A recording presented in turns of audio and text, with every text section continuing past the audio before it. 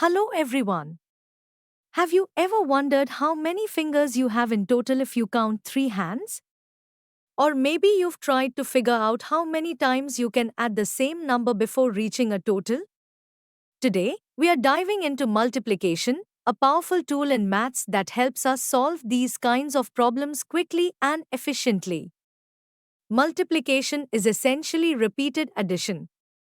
For instance, if you want to find out how many fingers are on three hands, you can think of it as adding five fingers together three times, 5 plus 5 plus 5, which gives us 15. Alternatively, you can simply multiply 3 hands times 5 fingers per hand equals 15 fingers in total. See how much easier that was? Now that we've introduced multiplication, let's break it down a little more. When we multiply, we have two key terms, the multiplicand and the multiplier. The multiplicand is the number we want to repeat, while the multiplier tells us how many times to repeat it. For example, in the equation 3 times 5 equals 15. The multiplicand is 5, the number being added repeatedly. The multiplier is 3, the number of times we add it. So, when we say 3 times 5, we are really saying add 5 3 times, which equals 15. Multiplication has some interesting properties that make it easier to work with. Let's discuss a few of them. 1. Order property. This property tells us that it doesn't matter in which order we multiply numbers, and the result will be the same. For example, 2 times 3 is the same as 3 times 2, and both equal 6. 2. Grouping property. This property states that the way we group numbers when multiplying doesn't affect the product. For example, 2 times 3 times 4 is equal to 24, and 2 times 3 times 4 also equals 24. 3. Multiplication by 1. If you multiply any number by 1, the result is that same number. So, 5 times 1 equals 5.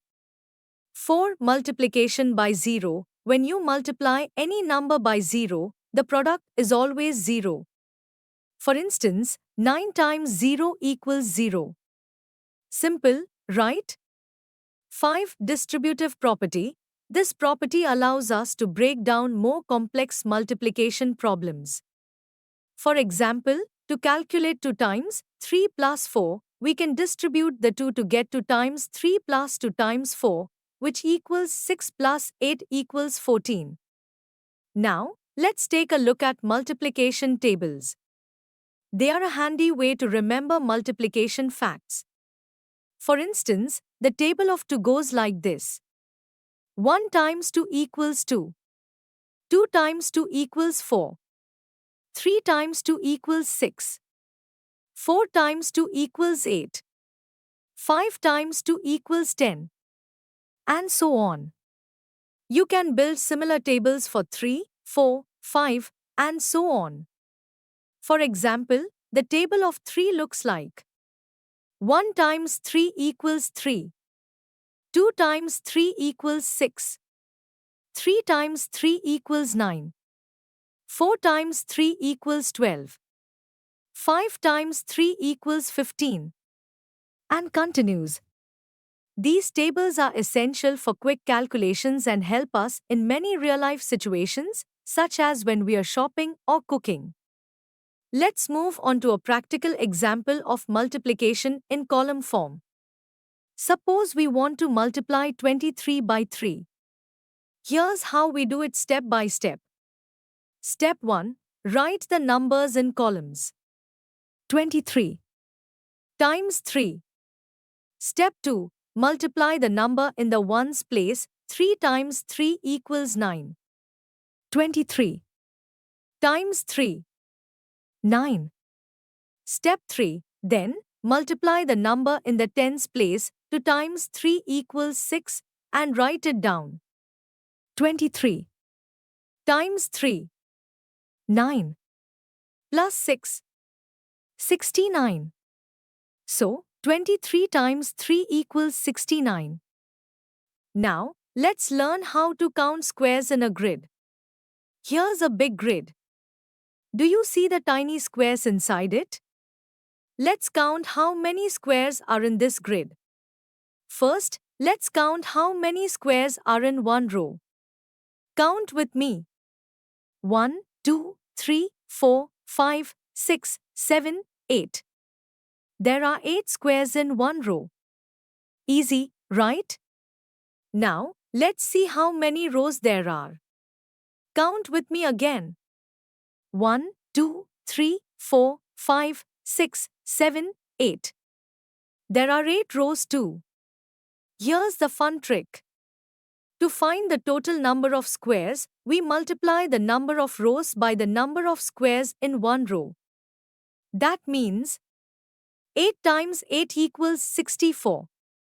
So, there are 64 squares in this grid.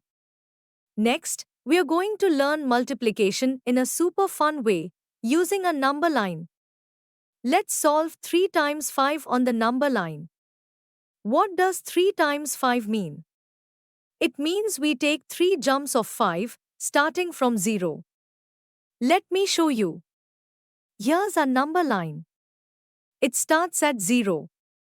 Now, we'll take jumps of 5 because that's the number we are multiplying by.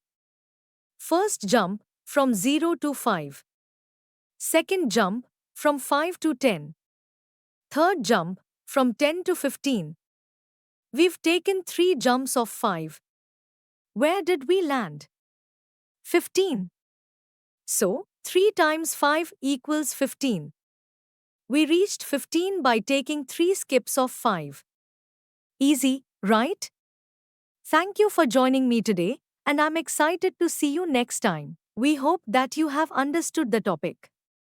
You can now study chapter notes, watch video lectures and solve MCQ tests of this chapter on EduRev to ensure you score well in your school exams. And that's not all. You also get amazing courses for maths, science, English, Hindi, and much